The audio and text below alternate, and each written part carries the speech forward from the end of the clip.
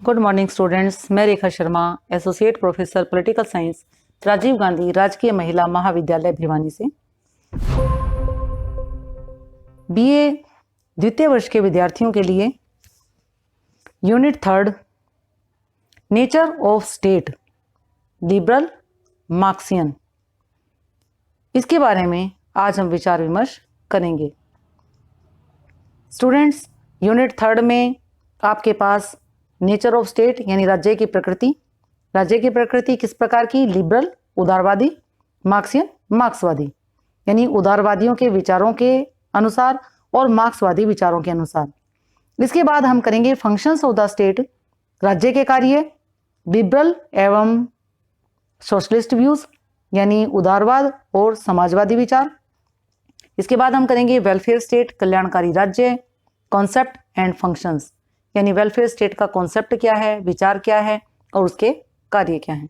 तो हम शुरू करते हैं आज nature of state liberal views, यानी हम राज्य के स्वरूप के बारे में बात करेंगे, नेचर ऑफ स्टेट के बारे में बात करेंगे और उसमें हम बात करेंगे उदारवादी विचारों की, यानी उदारवाद दृष्टिकोण जो है उसके अनुसार राज्य किस प्रकार का है, राज्य का पर्सपेक्टिव्स क्या है, राज्य की क्या भूमिका होती है, राज्य के कार्य क्या होते हैं, यानी उदारवाद सबसे पहले क्या होता है और वो राज्य को किस रूप में और कैसे देखता है। तो राज्य की प्रकृति को हम उदारवादियों के दृष्टिकोण के अनुसार देखेंगे। तो शुरू करते हैं नेचर ऑफ स्टेट उदारवादी विचार, लिबरल व्यूज। हम बात करते हैं लास्की की। तो लास्की ने क्या कहा कि राज्य कई प्रकार के समुदायों में एक है और उनकी तुलना में राज्य व्यक्ति की श्रेष्ठ निष्ठा का दावा नहीं कर सकता है। स्टूडेंट्स, आपने ये देखा होगा कि राज्य में कई प्रकार के समुदाय हैं, जैसे आपका शैक्षिक समुदाय है, आपका धार्मिक समुदाय है, आपके राजनीतिक समुदाय हैं, आपके सांस्कृतिक समुदाय हैं, और कुछ एक विद्वानों ने राज्य को भी एक समुदाय के रूप में ही माना है। तो राज्य कई प्रकार के समुदायों में एक है और उसकी तुलना में, यानी अगर हम तुलना करें सारे समुदायों की, तो राज्य क्या है, व्यक्ति की श्रेष्ठ निष्ठा का दावा नहीं कर सकता। हम ये नहीं कह सकते, लास्की के अनुसार हम बात कर रहे हैं कि हम ये नहीं कह सकते कि जो व्यक्ति की निष्ठा है वो राज्य के प्रति कुछ ज्यादा है। तो हम बात करते हैं इंट्रोडक्शन की, राज्य का उदारवादी दृष्टिकोण, हम इसकी भूमिका के बारे में बात करेंगे। सबसे पहले जब आप क्वेश्चन लिखते हो तो जो क्वेश्चन आपका आता है उसमें आप इंट्रोडक्शन लिखते हैं। इंट्रोडक्शन में आप बताते हो कि क्वेश्चन में क्या पूछा गया है और आप क्या बताने जा रहे हैं। तो हमसे ये पूछा जा रहा है कि राज्य का स्वरूप उदारवादी विचारधारा के आधार पर कैसा है। तो हम बात करेंगे भूमिका की, इंट्रोडक्शन की, कि राज्य की ऐतिहासिक संस्था है और एक लंबे विकास का परिणाम है। ये आपने जब देखा था कि राज्य की उत्पत्ति कैसे होती है, और राज्य की उत्पत्ति में आपने देखा था कि एक प्रोसेस है ये राज्य की उत्पत्ति का, कि जिसमें हमने लास्ट में कहा था कि राज्य क्या है, कि राज्य की उत्पत्ति नहीं हुई बल्कि राज्य का विकास हुआ था। तो एक लंबे विकास का परिणाम है राज्य, और इस संस्था के विकास में अनेक तत्वों की भूमिका है। राज्य के किसी भी रूप को हम अंतिम रूप नहीं कह सकते। तो राज्य का निर्माण नहीं हुआ बल्कि विकास हुआ है, और यह विकास कैसे हुआ, धीरे धीरे हुआ, यानी एकदम से नहीं हुआ है। और इस संस्था के विकास में अनेक तत्वों और तथ्यों की भूमिका रही। राज्य की उत्पत्ति, विकास और प्रकृति को लेकर तथा व्यक्ति और राज्य के संबंधों को लेकर विचारकों ने अलग अलग विचार हमें देखने को मिले थे। जब हमने राज्य की उत्पत्ति से संबंधित सिद्धांतों के बारे में बात की थी तो आपने अलग अलग रूप में सिद्धांत देखे थे कि किसी ने कहा कि राज्य एक दैवीय संस्था है, किसी ने कहा कि राज्य का जो उत्पत्ति हुई है वो किसी राजा के द्वारा हुई है, यानी एक शक्ति सिद्धांत है। और इस प्रकार आपने सामाजिक समझौते का भी सिद्धांत देखा, हॉब्स लॉ और रूसो की आपने थ्योरी देखी थी, और आपने ये भी देखा था कि राज्य की उत्पत्ति नहीं बल्कि विकास हुआ है। तो इस प्रकार आपने इन अलग अलग विचारकों के विचार राज्य की उत्पत्ति से संबंधित, विकास से संबंधित, प्रकृति से संबंधित आपने देखे थे। इन्हें ही राज्य के विभिन्न दृष्टिकोण अथवा स्वरूप कहा जाता है। तो समय के परिवर्तन के साथ साथ नई नई परिस्थितियां जन्म लेती हैं। जैसे जैसे सामाजिक, आर्थिक, राजनीतिक परिस्थितियां बदलती हैं वैसे वैसे राज्य का रूप और स्वरूप में भी परिवर्तन आता रहता है। दूसरे शब्दों में राज्य के स्वरूप संबंधी अनेकों विचार प्रचलित हैं और इन अनेकों विचारों में उदारवादी विचार एक महत्वपूर्ण विचार है। तो सबसे पहले हम बात करेंगे उदारवाद क्या है, व्हाट इज लिबरलिज्म। उदारवाद एक महत्वपूर्ण राजनीतिक विचारधारा है और इस विचारधारा अथवा दृष्टिकोण का आरंभ कब हुआ? 16वीं और 17वीं शताब्दी में माना जाता है। इस दृष्टिकोण के परिणाम स्वरूप राज्य की प्रकृति में व्यापक परिवर्तन आया। उदारवाद राज्य के संबंध में निरंकुश राजतंत्रों के प्रति प्रतिक्रिया स्वरूप उत्पन्न हुआ और यह सिद्धांत कोई जड़ सिद्धांत नहीं है बल्कि एक विकासशील सिद्धांत है। यह एक ऐसी विचारधारा है जिसका प्रारंभ 16वीं तथा 17वीं शताब्दी में हुआ और जिसका विकास अब तक निरंतर हो रहा है। इस विचारधारा को विकसित करने में एडम स्मिथ, रिकार्डो आदि अर्थशास्त्रियों की महत्वपूर्ण देन है। इस विचारधारा को विकसित करने में हॉब्स, लॉक, बेंथम, जीएस मिल आदि राजनीतिक वैज्ञानिकों का महत्वपूर्ण हाथ है। आधुनिक युग के प्रसिद्ध विद्वान टीएच ग्रीन, लास्की, बार्कर, मैकाइबर आदि विद्वानों ने भी उदारवाद को विकसित करने में महत्वपूर्ण भूमिका या महत्वपूर्ण योगदान दिया। तो उदारवाद एक ऐसी विचारधारा है जिसके जन्म तथा विकास को किसी एक दार्शनिक अथवा विद्वान के नाम से संबोधित नहीं किया जा सकता। यानी कोई एक व्यक्ति नहीं है जिसके नाम पर हम ये कहें कि ये उदारवाद मान लो इस व्यक्ति ने दिया। जैसे हम मार्क्स की बात करते हैं, मार्क्सवाद की बात करते हैं, मार्क्सवाद मार्क्स के विचारों का परिणाम है। जैसे गांधीवाद है, वो गांधी जी के विचारों के ऊपर आधारित है। लेकिन उदारवाद को हम किसी एक विद्वान के साथ, एक दार्शनिक के साथ नहीं जोड़ सकते। उदारवाद निरंकुशवाद विरोधी है और व्यक्ति की स्वतंत्रता का समर्थक है।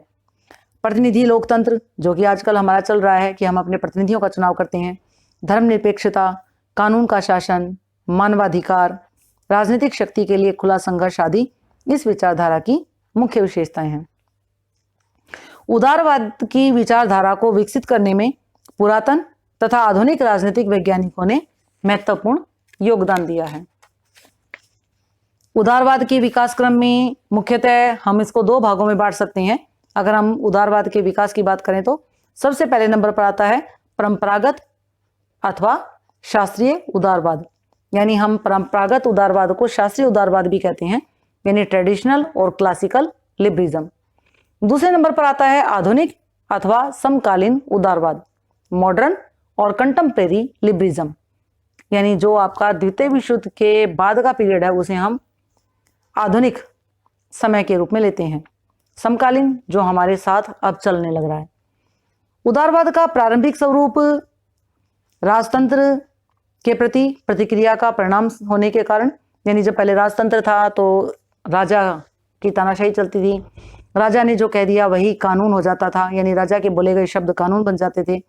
राजा अगर अच्छे मूड में है तो व्यक्ति के अपराध को माफ कर दे, और अगर राजा खराब मूड में है तो एक निर्दोष व्यक्ति को भी सूली पर चढ़ा देता था।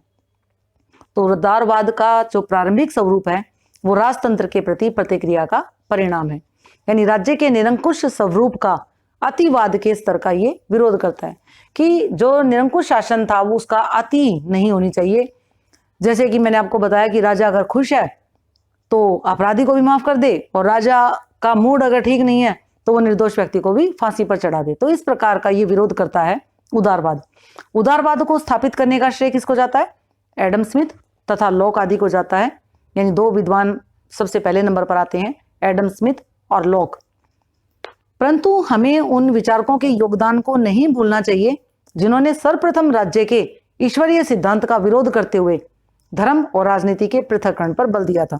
जैसे कि हमने राज्य की उत्पत्ति का सिद्धांत किया था, उसमें हमने एक दैवीय सिद्धांत किया था, और दैवीय सिद्धांत में आपने क्या किया था कि राज्य की उत्पत्ति कैसे हुई?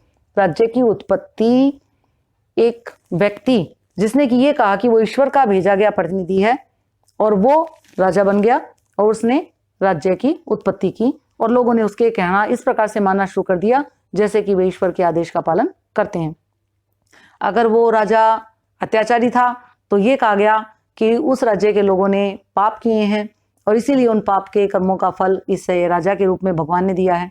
और अगर कोई राजा दयावान हुआ तो ये कहा जाता था कि इस राज्य के लोगों के अच्छे कर्मों के परिणाम स्वरूप राज्य ने उन्हें परिणाम स्वरूप इस प्रकार का राजा दिया है। तो इस प्रकार के राज्य के ईश्वरीय सिद्धांत का विरोध करते हुए धर्म और राजनीति का जिसने पृथक्करण पर बल दिया था कि धर्म और राजनीति को अलग अलग करना चाहिए। हम बात करते हैं मध्यकाल की, कि मध्यकाल में धर्म और राजनीति के मध्य संघर्ष शुरू हुआ था। कि सबसे पहले हम ये देखते थे कि जब राजा का चुनाव किया जाता था, राजकुमार का चुनाव किया जाता था कि उत्तराधिकारी कौन होगा, तो पोप या पादरी से पूछा जाता था कि ये राजा बनेगा का। जैसे कि आप रामायण काल में देखते हैं या महाभारत काल में देखते हैं कि जो गुरु होते थे, वो गुरु उत्तराधिकार किसको मिलेगा, कौन युवराज बनेगा, उसकी मोहर लगाते थे। राज पुरोहित होते थे, राज पंडित होते थे। तो इस श्रेणी में जो मैकियावेली है उसका नाम हम ले सकते हैं, लिया जा सकता है कि मैकियावेली ने सबसे प्रथम ये कहा था कि धर्म और राजनीति को अलग अलग रखना चाहिए।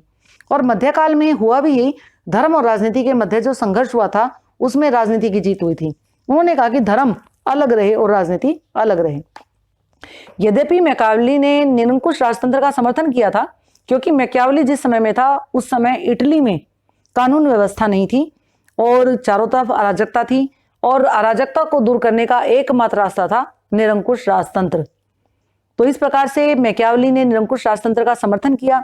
फिर भी उसने धर्म द्वारा राज्य के कार्यों में हस्तक्षेप की आलोचना करके यह निश्चित करने का प्रयास किया था कि राज्य कोई दैवीय संस्था नहीं है और ना ही मनुष्य कोई दैवीय प्राणी है, अतः दैवीय कानूनों का राज्य के कार्यों में कोई स्थान नहीं है। मैकियावेली के कार्यों को आगे बढ़ाने का श्रेय होब्स को जाता है। होब्स ने स्पष्ट रूप से राज्य की उत्पत्ति और विकास के संबंध में दैवीय सिद्धांतों को पूर्ण रूप से अस्वीकार कर दिया था। आपने होब्स की भी थ्योरी पढ़ी थी, सामाजिक समझौते का सिद्धांत।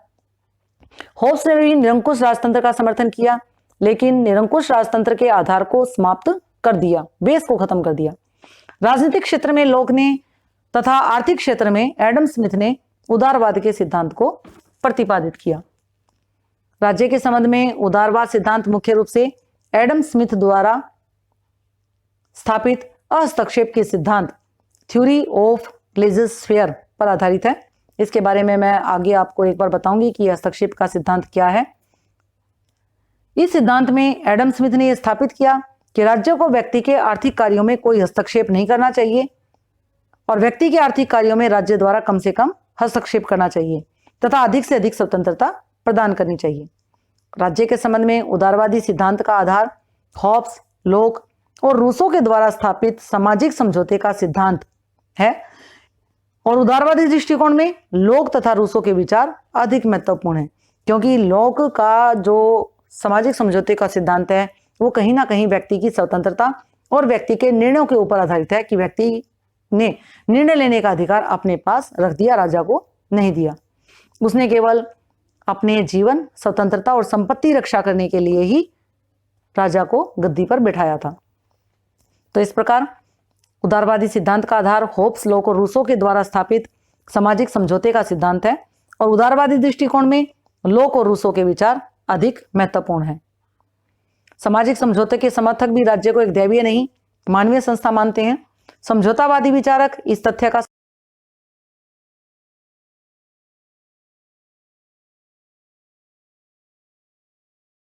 कार्य व्यक्तियों के जीवन तथा संपत्ति की रक्षा करना है।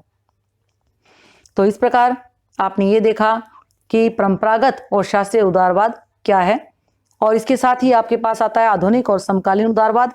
आधुनिक अथवा समकालीन उदारवाद के सिद्धांतों में उस समय क्रांतिकारी परिवर्तन आया जब 18वीं और 19वीं शताब्दी के आरंभिक वर्षों में स्वतंत्र अर्थव्यवस्था तथा आर्थिक क्षेत्र में राज्य द्वारा हस्तक्षेप की नीति के कारण आर्थिक व्यवस्था के भयंकर परिणाम सामने आए।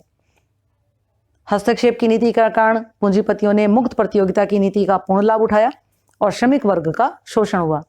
ऐसी स्थिति में ये मांग जोर पकड़ने लगी कि राज्य को आर्थिक क्षेत्र में हस्तक्षेप करना चाहिए। परिणाम स्वरूप अनेक आधुनिक विद्वानों जैसे कि बेंथम है, J.S. मिल है, T.H. ग्रीन है, मैकाइवर, लास्की, बर्गर आदि ने इस मांग का समर्थन किया। परंपरागत विचारकों ने राज्य को एक आवश्यक बुराई माना था, परंतु समकालीन उदारवादी जो चिंतक थे उन्होंने राज्य को एक आवश्यक बुराई नहीं माना, बल्कि वे इसे एक सामाजिक और नैतिक संस्था स्वीकार करते हैं।